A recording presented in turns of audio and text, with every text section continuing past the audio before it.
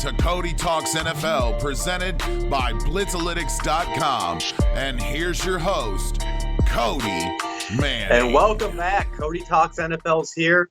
It's been over a week since you guys have heard from me. It was actually kind of weird not recording an episode on Monday, to be honest. But like I said, not only was the past New Year's week, but after this week, I'll be diving into the scouting season. So you're going to hear from me probably every week, but I know there will be a span where maybe the Combine or like the Senior Bowl, I might not be able to record a show that week, so you might not hear from me, but I'll be creating content elsewhere, so I'll still be here. So as long as you're checking out Blitzalytics.com, the podcast network, the YouTube channel, you'll be seeing from me over these next few months as we head towards the NFL draft. But on today's Cody Talks NFL, I'm going to be going over the coaching firings that happened this week. We already had one hiring that has happened, so I'm going to talk about that. I'm going to go through my awards that I'm giving out for this past NFL season, and then I'm going to give a quick, but I'm going to be doing a preview of this wild card weekend matchups of the 4 games that we got going on. So I'm going to go ahead and get into this. We already knew about it. He's been the Redskins' job has been open since when they fired Jay Gruden, I believe back in the beginning of October, maybe even into September. It's been open for a while, so it's no surprise that they went ahead and got their guy. They hired Ron Rivera. Ron Rivera is not going to take a break from coaching after being fired from the Panthers. He's jumping right into the job with Washington. And I want to give kudos to Dan Snyder. He did go ahead and fire Bruce Allen. He also fired the head trainer. There's also another guy that's in the executive branch that got fired as well. So they have cleaned house. They're trying to change the culture. He is bringing Jack Del Rio in as the defensive coordinator. Now, I do want to say, as much as I'm giving a problem with Dan Snyder in the past, I do want to wonder if he's going to have any say or if he's just going to let Ron Rivera do his thing. And then Rob's asking me right now, just go ahead and there's an issue about the Rooney Rule. Didn't interview a black head coach, but understand it's for all minorities, and Ron Rivera is Hispanic, so that's why they didn't have to interview anybody else. But yeah, and then. So if anybody is wondering about that, that's why they didn't have to interview anybody, because he's actually a Hispanic heritage, so that qualifies underneath the Rooney Rule. But yeah, Jack Del Rio as a defensive coordinator for him. I love that move because he's got experience. He's got head coaching experience. The funny thing about Jack Del Rio is he was a part of when Julius Peppers entered the league. He was the defensive coordinator for Carolina at the time, so he got to coach him. When he was with Denver, he got to coach Von Miller, and then it's more likely he's going to be able to coach Chase Young. So he's got experience of getting a very talented defensive end that's coming to the NFL. So as long as they stick at that number 2 slot and they don't trade out for maybe a quarterback needy team, he's going to get Chase Young to coach. But going back to the Ron Rivera hiring, I really like that move. I'm a personal fan of Ron Rivera. I like what he's done. Everything I've heard, he's a great leader. He really connects with his players. He wants to see them not only grow as football players, but grow as human beings. So I think this has a chance to change that bad culture that's been within the Redskins. I think with him being a defensive-minded head coach, that's going to really gel that defense, because that defense got some pieces. Their defense, especially if they get Chase Young, you could argue they have one of the better defensive fronts in the NFL. They got some key pieces in the secondary. I do think they could upgrade the linebacker position. So we'll see if they do that through either free agency or via the draft. But yeah, I like this move by the Redskins. I think this is a positive move. We'll see if that reflects on the field. But I grade this as an A hiring for the Redskins. It's not like they went out and got a guy that you kind of have questions about. It's, they didn't go get an unproven college guy. They went and got a guy that's coached in the league, that's been to the Super Bowl before. So I like this move, as long as Dan Snyder doesn't have his hand in the cookie jar and just lets Ron Rivera run this thing like he sees fitting. I'm going to go ahead and keep it moving. The Browns not only did they fire Freddie Kitchens, but they also parted ways with John Dorsey. Jimmy Haslam came out yesterday and said they're going to hire a head coach first, and then they'll have a part in choosing the new GM. I understand the Freddie Kitchens. I didn't really understand the John Dorsey thing, but from what I understand, from what I've gathered, is not only John Dorsey hired Freddie Kitchens, but he fought really hard to keep Freddie Kitchens as a head coach. And then he's also kind of, from what I understand, within the scouting circles, he's kind of hard to work with. So that's one of the reasons why they decided to part ways. He didn't want to give up his power, his control of power that he had within the organization. Jimmy Haslam actually wanted him to stay with the organizations, but have less power, have less say. But yeah, and then there's a report that I also saw yesterday that one of the guys they plan on interviewing, which is Josh McDaniels, he loved Baker Mayfield in the pre-draft process, but he would never come to Cleveland if John Dorsey was as the GM.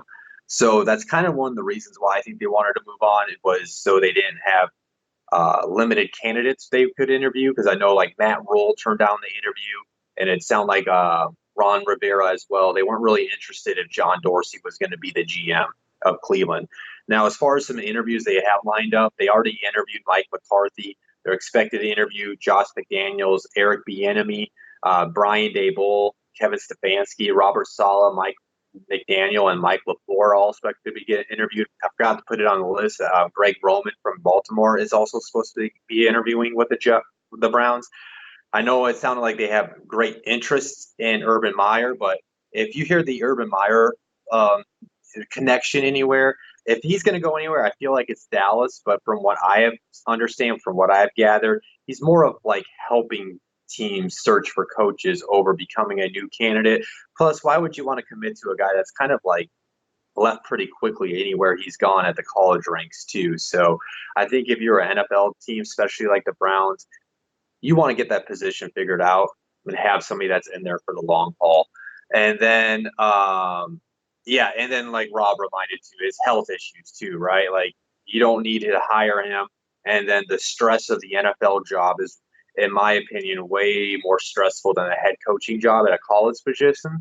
So if his health issues arise again, you don't want to see him leaving the team within 2 to 3 years. Next firing that happened this past Monday was Giants did fire Pat Shurmur. They are keeping Dave Gettleman as the GM. I understand the move. There are some questionable decisions he made as a head coach. It's probably his last chance. This was his second job. Some of the guys that they are expected to interview: Josh McDaniels, Joe Judge, Mike McCarthy, Chris Richard, Eric Bieniemy, and Don Wink Martindale. Those are the guys that are expected to interview. They're also, Matt Rule is expected to be a candidate. The interview's not scheduled yet. Honestly, I think Matt Rule is going to end up being the guy.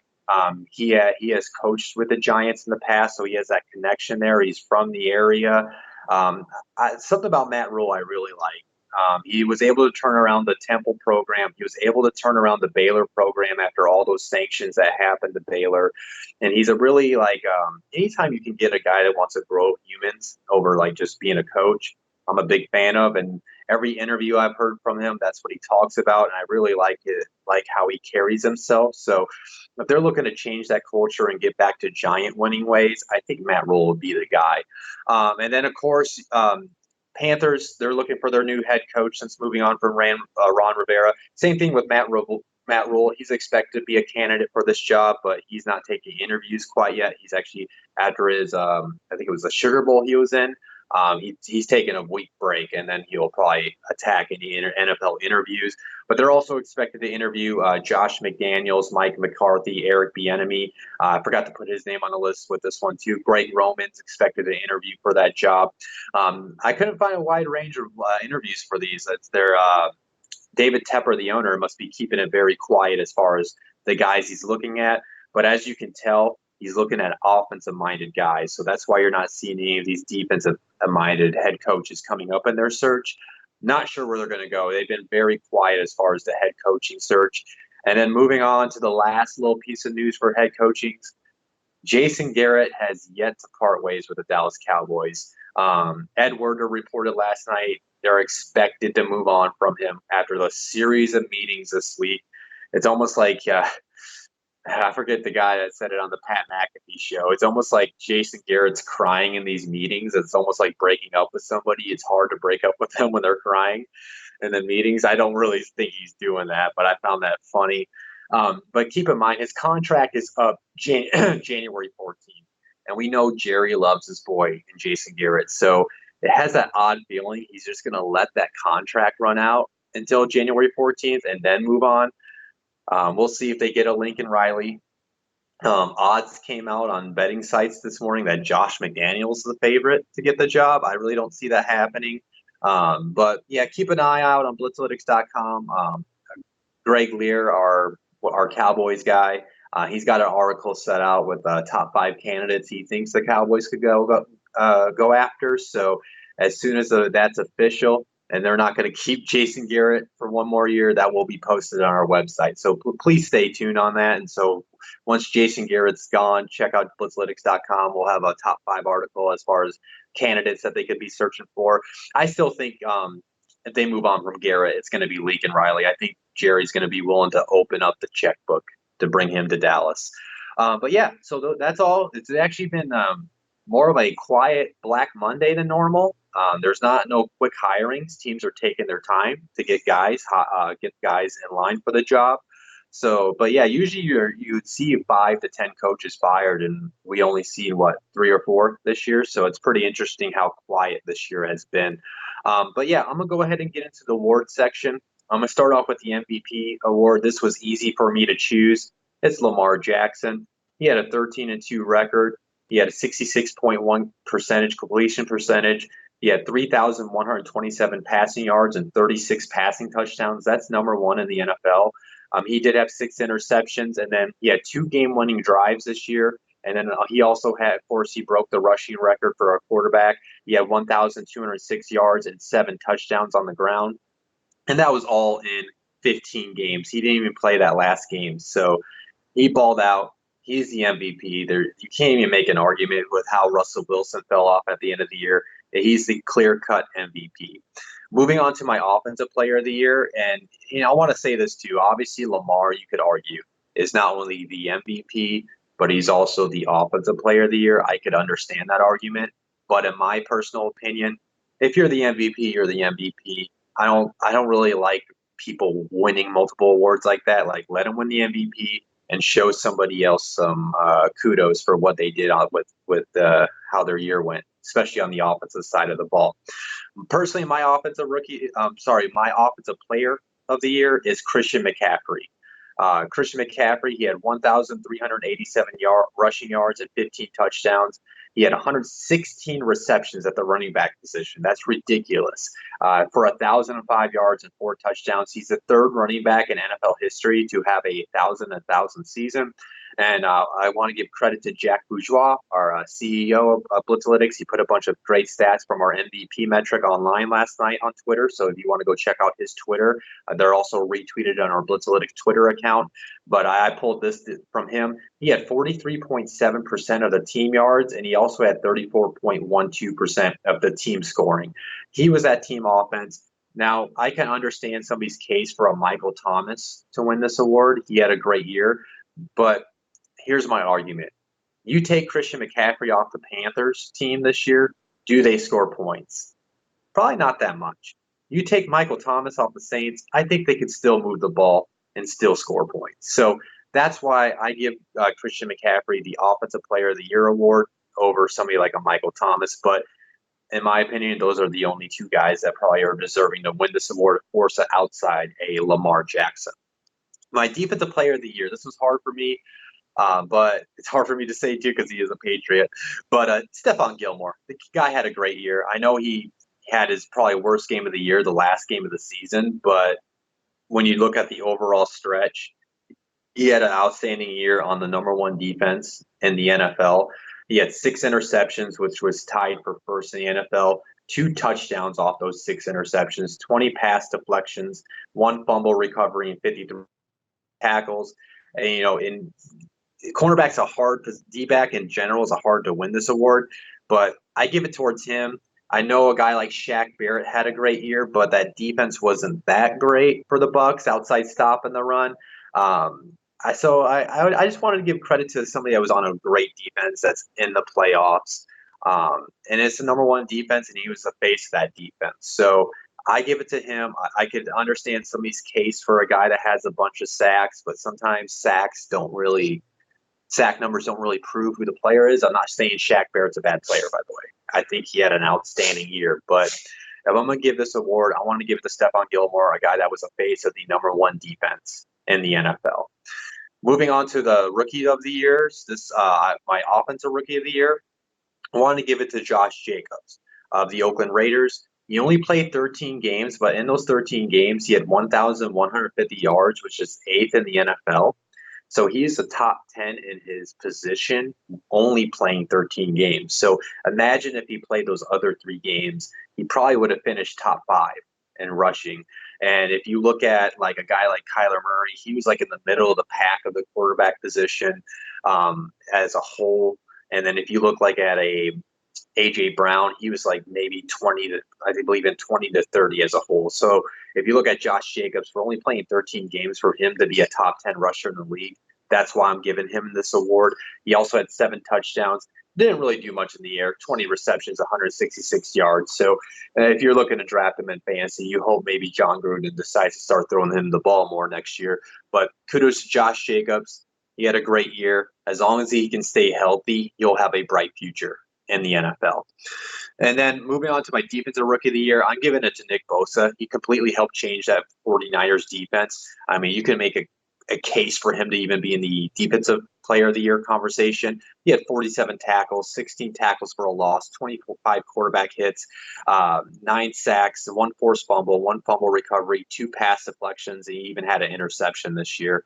He completely improved that defense. And if you look at like pressure percentage, it's unreal how much he was getting after the quarterback, affecting plays this year. His pass rush percentage against 2 blockers, he ranked in the top 5, which is unreal. So as a rookie, which is really quick stat. That stat, actually, him and his brother Joey ranked in the top 6, as well as the Watt brothers ranked in the top 6. But I'm giving it to Nick Bosa. I just think he had an outstanding year, and he impacted a defense and help push the 49ers to that number 1 seed in the NFC. Moving on to my comeback player of the year. Now, I understand why somebody might want to give it to Ryan Tannehill. I completely get that. He had an outstanding year, revived his career with Tennessee, got Tennessee to the playoffs. But for me, he played last year, right? So, I understand why you can say he's a comeback player of the year because, got to a new team, made something of himself. But to me, it's Darren Waller. This guy, he had off-field issues with drugs and partying. He got himself sober. He got back. He was originally with the Ravens. Nobody really everybody counted him out after he kind of washed away with his off-field problems. And he was able to have a bounce-back year with the Raiders. 90 receptions, 1,145 yards, and 3 touchdowns. To me, I just hold that more of an emotional play for me with the comeback player of the year for Darren Waller. Because, as somebody that was, when I was a young kid, all I really cared about was partying. And then until I found, football, getting my love again for football, kind of like how he found his love again for football, he was able to turn around his career. So that's something that touches my heart, I guess you could say. So that's why, in my opinion, he's the comeback player of the year. But I totally get it. Ryan Tannehill wins the award. But in my opinion, Darren Waller is the comeback player of the year. And I hope he just keeps this up. And he's an integral part of the Raiders offense. And also, too, you got to keep in mind, the Raiders' number 1 passing threat was supposed to be Antonio Brown. We already know what happened with that. Darren Waller not only stepped up with his absence, not only with his career, but in Antonio Brown's absence. So kudos to Darren Waller for the year that he had. My head coach of the year is John Harbaugh of the Baltimore Ravens. He had a 14-2 record. That's the best record in the NFL. He had 5 wins against playoff teams that include the Seattle Seahawks, the New England Patriots, the Houston Texans, and the San Francisco 49ers and the Buffalo Bills. And then if you want to say he had 6 wins against teams with a record at over 500, if you want to count the LA Rams. So he had a one hell of a year. I mean, he's got the MVP candidate. And one thing I want to say too is the reason why I think outside those, everything I just said about why I pick him as a head coach of the year, he completely changed his scheme to fit the quarterback that he drafted the previous year. It's not like he tried to, make Lamar Jackson fit his offense. He fit his offense around Lamar Jackson. So I want to give kudos to that. Rob says he votes Brian Flores. He did coach the hell out of that roster, especially with that big win against the Patriots last year. I can understand the case for Brian Flores, but at the end of the day, they're going to look at the guys that are in the playoffs, right? But I totally get it, though. Brian Flores had one great year.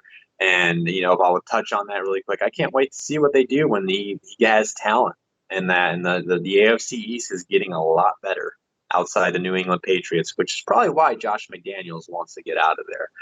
And then lastly, for my last award for this season is my GM of the year. I'm giving that to John Lynch.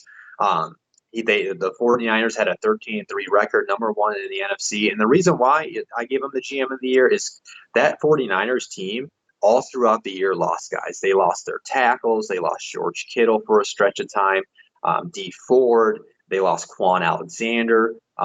They had injuries to like Jaquiski Tartt. Like that team was decimated with injuries throughout the season. Guys would be in and out of the lineup, but that didn't affect their play. They still got the number 1 seed in the NFC. They got home field advantage in the NFC. It's the second best. Well, yes, tied for the second best record in the NFL with the Packers. But yeah, John Lynch, GM of the year to me, in my opinion, is how deep that roster was. But yeah, so those are my awards. Again, just to recap, my MVP, Lamar Jackson, Offensive Player of the Year, Christian McCaffrey, Defensive Player of the Year, Stephon Gilmore, Offensive Rookie of the Year, Josh Jacobs, Defensive Rookie of the Year, Nick Bosa, Comeback Player of the Year, Darren Waller, Head Coach of the Year, John Harbaugh, and GM of the Year, John Lynch.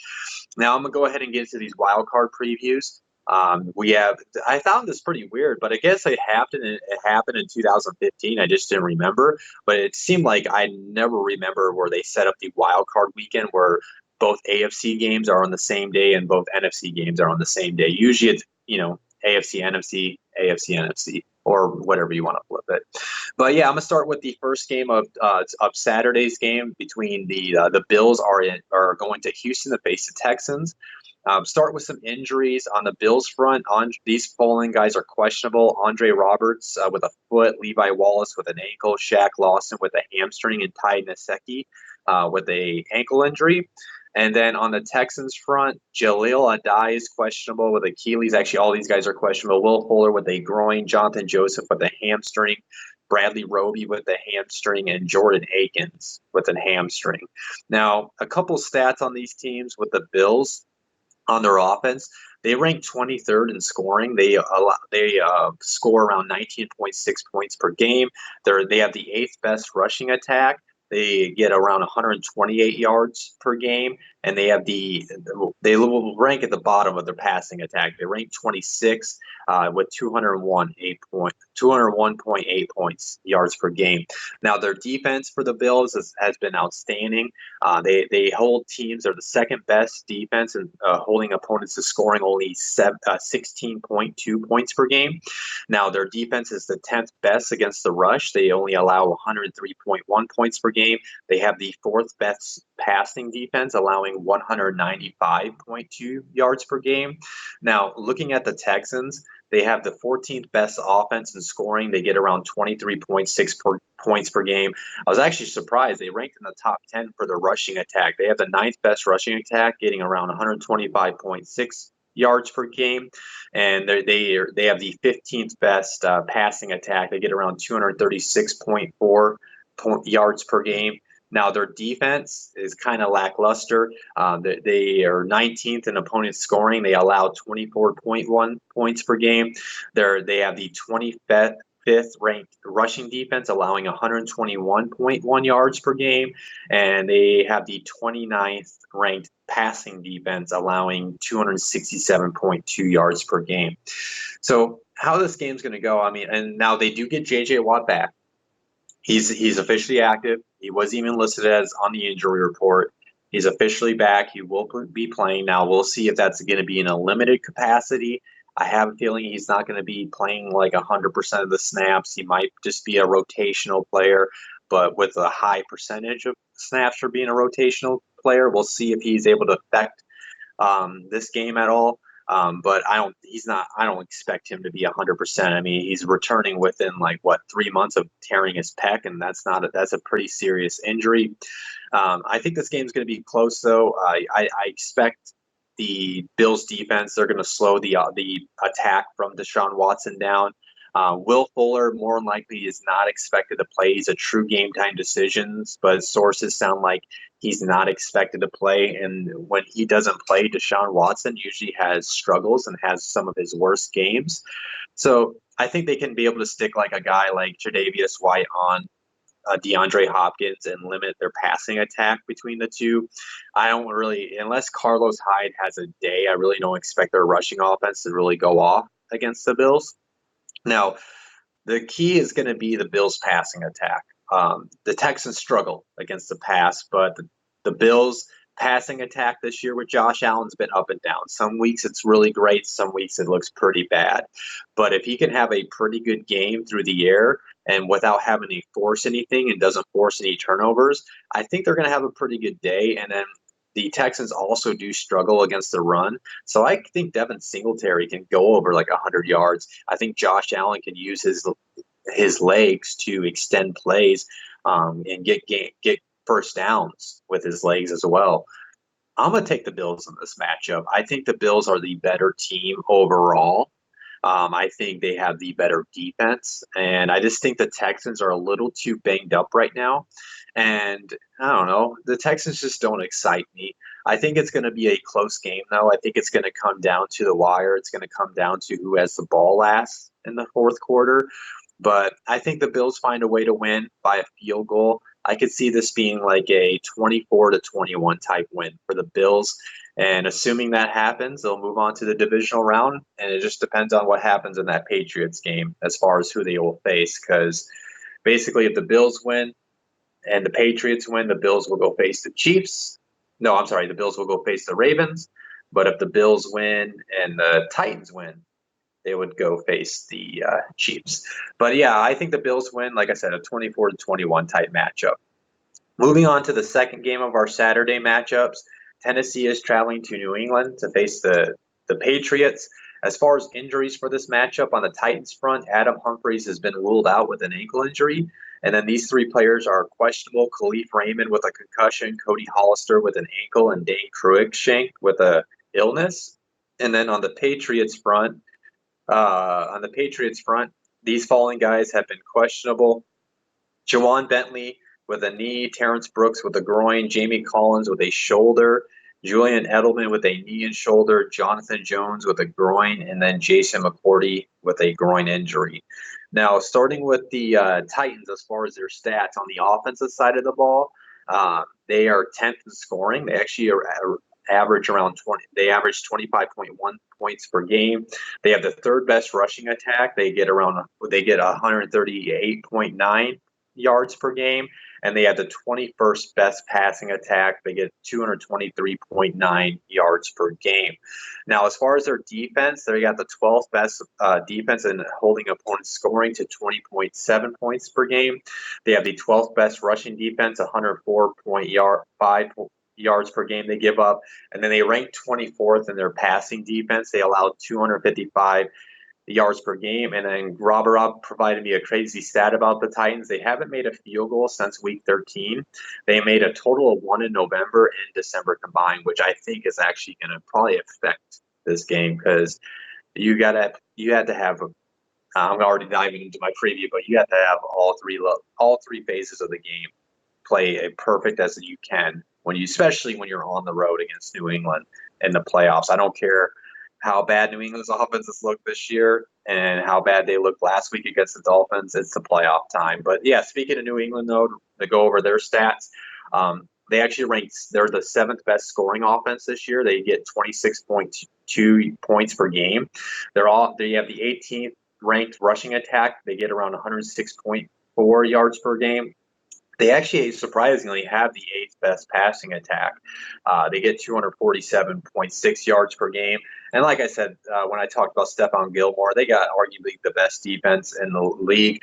They're first in opponent scoring, only giving up 14.1 points per game. They have the 6th best rushing defense, only allowing 95.5 yards per game. And they have the 2nd best passing defense, getting around 180, only allowing 180.4 yards per game. Now, as far as this game's kind of hard for me to predict because with how the Patriots played last week, everything, and with how the Titans are kind of one of the hotter teams in the NFL, everything. And I know it's a popular pick for people to say, "Oh, the dynasty is going to end against Tennessee." I mean, Tennessee is going to have to play a perfect game. Like I said, they're the 6th best rushing defense New England is, and if they're going to want a chance, they're going to have to get Derrick Henry going early. And they're going to have to hopefully not only get Derrick Henry going because they want to control the clock, but they're not going to want to settle for field goals they can't make, right? They're going to need to get touchdowns. If Tennessee wants a chance in this game, they need to get the ball first, and they need to march down and make a statement and get a touchdown and go up 7-0. And then they need to hopefully hold New England from scoring right away and then go up 14-0. Like, they need to get up early, big, and they need to get up early fast as possible. They let New England hang around this game, or if they come out and they're sluggish on offense, and then they let New England get out to an early lead, and then they force Tennessee to pass the ball. I know Ryan Tannehill's played great. He really has, but he's played great because when that running game is going and the team's not focusing on him, and he can feed off the play action. He can feed off how Derrick Henry's playing. I mean, Bill Belichick is just so good at eliminating team strengths like Derrick Henry. I mean, you could stick a Stephon Gilmore on an A.J. Brown. I don't know. I know Tennessee's a hot pick, guys, but maybe I'm just trying to do reverse psychology, but I really do. I think the Patriots are going to dominate them. I really do. I think they're going to win by 7 points. I think we're going to see the New England that we saw against Buffalo. They're going to move the ball. They're going to find ways to score. They're going to find ways to play defense. They're going to get after Ryan Tannehill, force him into mistakes. They're going to bottle up Derrick Henry and pretty much eliminate the running game and force Tannehill to beat him through the air. And as great as a year as Tannehill has had, I don't know when it comes down to the playoffs if I can trust him doing that. And this is his first playoff start. It's a crazy stat where I think, if I remember correctly, quarterbacks in their first playoff start are like 14-30. So I'm going to go with the veteran. I'm going to go with the coaching staff that's been here before. I'm going to say the Patriots win like a 28-21 type win. I mean, I love to see the Titans win, but I just don't think the Patriots fall quite yet. Let's talk about my previews for the divisional round. I'm going to take the Patriots, though, because they're at home. They've been here before. I trust their coaching staff. And as bad as Brady has looked this year, it's Brady in the playoffs, and I cannot bet against him. Like I said, if you guys have been listeners of mine throughout the season, until that clock hits 0 and the Patriots are down and they're losing that game when that clock hits 0, that's when I can finally say they're done. All right, and now we're going to get into these NFC games that we got going on Sunday. Now, as a heads up, the team will be practicing today, so the official injury reports will be coming out later today. Maybe as you listen to this or before you even listen to this, they might have dropped depending on the team and when they practice today. But I do have, like I did all season long, if people haven't practiced or if they've been in a limited fashion, I got those updated and I actually went ahead and listed every name. On the Vikings front, Stephen Weatherly has not practiced because of an illness. Mackenzie Alexander has not practiced because of a knee, and Andrew Sendejo has not practiced because of an illness. These 3 players have been limited. Eric Kendricks with a quad. Fiede Ogunnibu, I probably totally butchered your name, dude. I'm sorry if you're listening to this. You've been limited with a hamstring injury, and then Mike Hughes has been limited with a neck injury. On the Saints front, 2 players have not practiced this week. Eli Apple with an ankle, and then Zach Line with a knee injury. Now, as far as their stats, on Minnesota's front, they actually are ranked 8th in scoring this year. They get 25.4 points per game.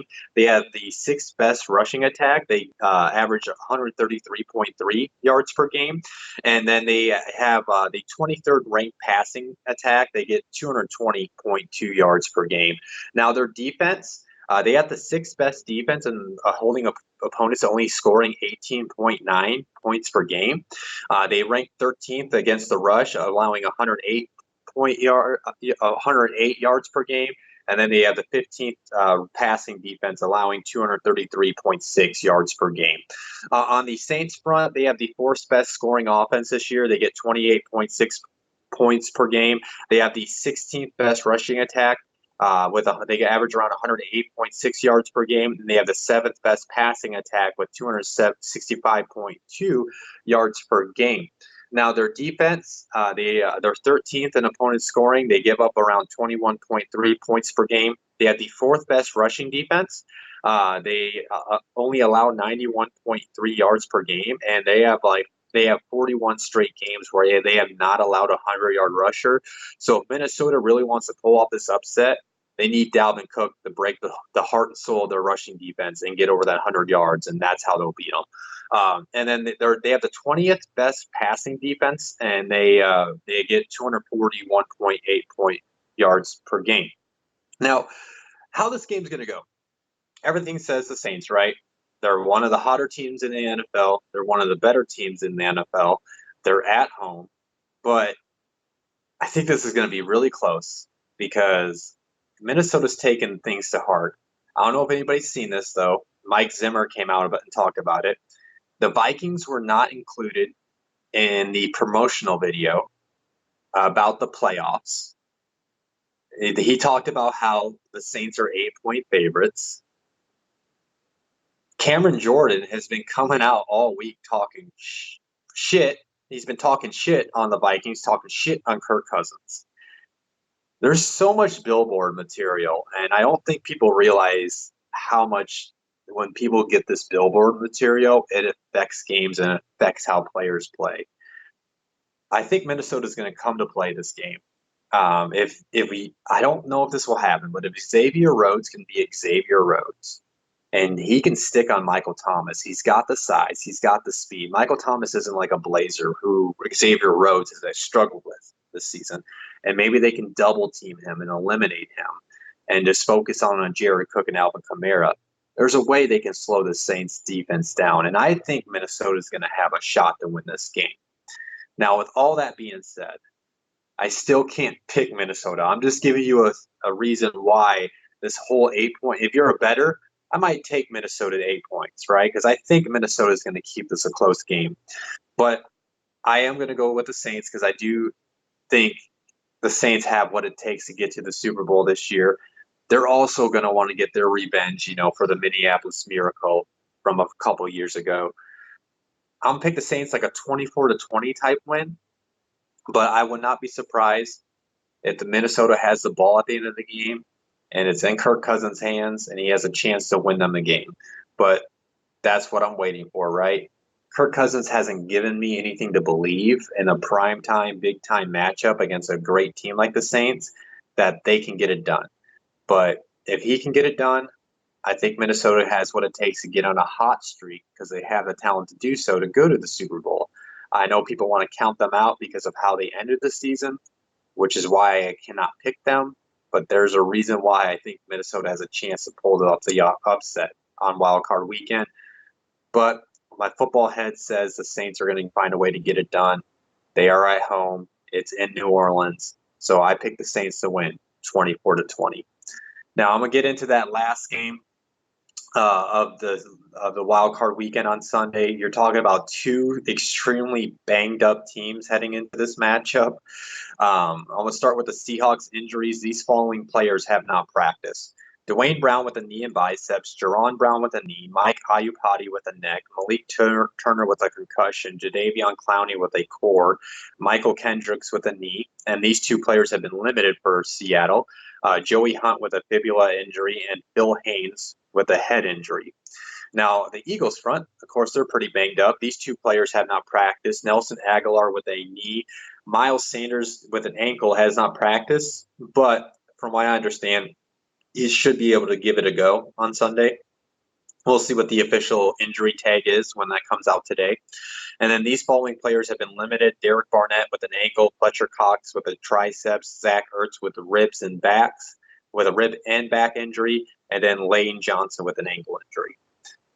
Now, as far as these how the teams perform throughout the season, on the Seahawks front, they have the ninth best scoring offense. They get 25.3 points per game. They have the fourth best rushing attack, averaging 137.5 yards per game. And they have the 14th best passing attack, getting 236.9 yards per game.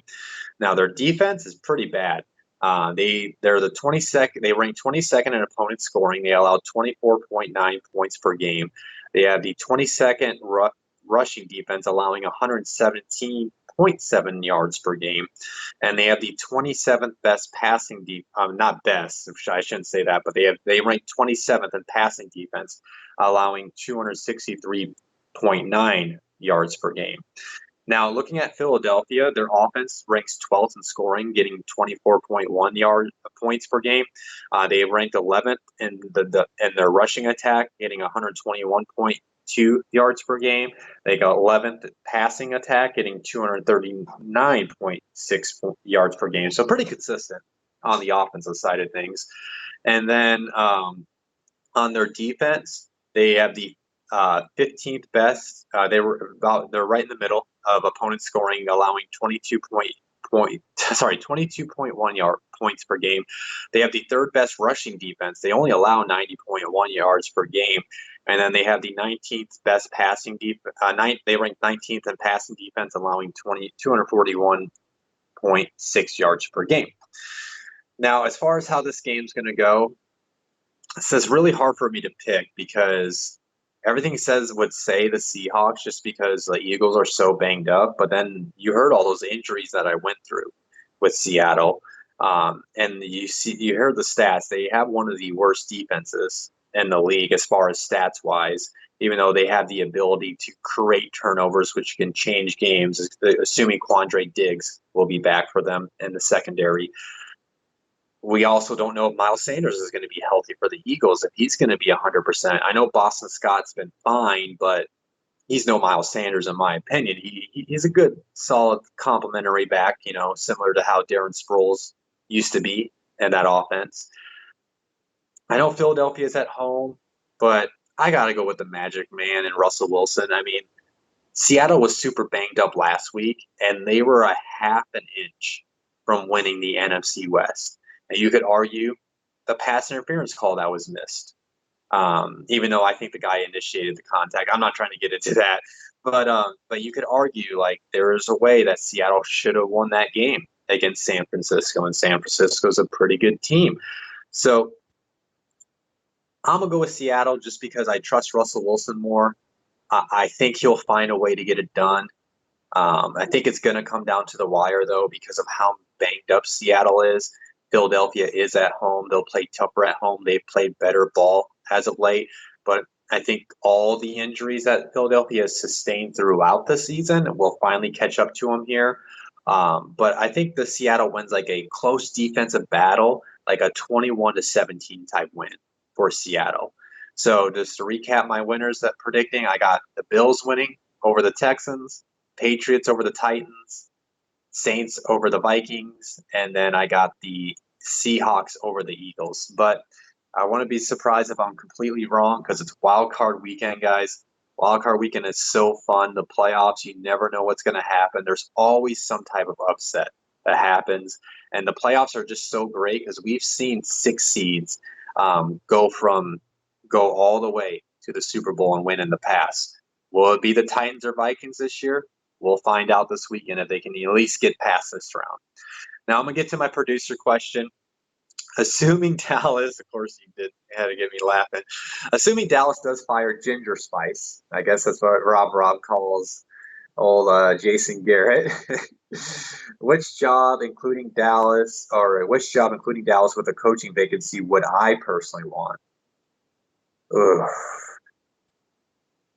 That's a tough question. Because everything has like positives and negatives. I can tell you right now, I would eliminate Carolina. I think that would be the one place I would not want to go. New York has talent on the defensive side of the ball, but do I want that pressure from the New York media where if things don't go right, the New York media will call for my firing within, 2 years? Dallas has all the talent on both sides of the ball, but do I want to deal with Jerry Jones and how much input he has on the team? Now, Cleveland seems enticing because they got talent, right? They got talent on the offense, so you can argue they still got talent on the defensive side of the ball. Jimmy Haslam wants to give the head coach more power, have helping and saying in the GM search. But from what I understand, Jimmy Haslam is a pretty bad owner. I don't know. I think Cleveland, I feel like Cleveland would give you more leeway as far as control. I lean towards Cleveland just because I wouldn't want Jerry Jones breathing on my neck all the time. I wouldn't want that pressure from the New York media. Hey, not saying I can't handle pressure, but like if things just don't work out, like Pat Shermer kind of got put in a bad situation where they were forcing Eli on him and then a rookie quarterback, and he, of course, was going to struggle, and that's led to his firing. I'm going to say Cleveland because I think Baker Mayfield could still turn it around. They still got OBJ as of now, Jarvis Landry. They still got talent. I would want to upgrade the offensive line. They still got talent on the defensive side of the ball. They still need to address some things on the defensive side of the ball. I just think I would have more time because I think with them moving on from Freddie Kitchens after 1 year, I think Jimmy Haslam, in my personal mind, he's going to want to hold on to whoever this new head coach is for at least 3 to 4 seasons. So I think you would have more time to make it work in Cleveland. So I would say the Browns if I had to pick a job. Other than that, guys, thank you for tuning into this Friday episode of Cody Talks NFL. Actually, not Friday episode, just this week's episode. Once we get to next season, we'll go back to 2 a week. But yeah, thank you for tuning in this episode of Cody Talks NFL. If you like what you heard, please hit the like button. If you're on YouTube and you haven't subscribed to our YouTube channel, please hit subscribe. We got tons of content coming up, outside the Steel City Sermon and Cody Talks NFL. We plan on doing a lot of scouting type of content, a lot of draft type of content coming to our YouTube channel. If you want to hear the audio version, this always comes on the Blitzalytics podcast network. We're on a bunch of different platforms. I do want to go ahead and apologize for Rob and I. We delayed the last episode of the Fantasy Football Hot Seat, but we do plan on getting together for one last episode before the off season kicks off, probably sometime this week, maybe like Wednesday or Thursday. And we'll be giving out our awards and giving a way too early look at the 2020 season. And then also, too, guys, if you will be at the Senior Bowl coming up in a few weeks in Mobile, Alabama, I will be there. So if you'd like to connect at all, please reach out to me. My Twitter handle is @CodyTalksNFL. DM me. If you got my number, please text me, and I'd love to meet up with you guys, talk ball, have a beer. Maybe sit there on the sidelines or the stands when practice is going on and look at players and scout players for the upcoming season or upcoming draft. And then lastly, if you guys want to buy me a beer, my birthday's tomorrow. My Venmo is @Cody-Manning. So if anybody wants to send me a couple dollars to go grab a beer tomorrow, I'd appreciate it. I just thought I'd throw that in there for some fun. But other than that, guys, thank you for tuning in. If you like what you heard, again, hit the like button, hit subscribe, rate, review, comment, whatever you guys can do to help promote not only Cody Talks NFL, but Blitzalytics. It'll be much appreciated. But you go have yourself a great weekend and enjoy Wild Card Weekend. Blitz out. Thank you for watching Cody Talks NFL, presented by Blitzalytics.com. As always, hit that like and subscribe button, and then hit that bell notification icon to stay up to date on all things football.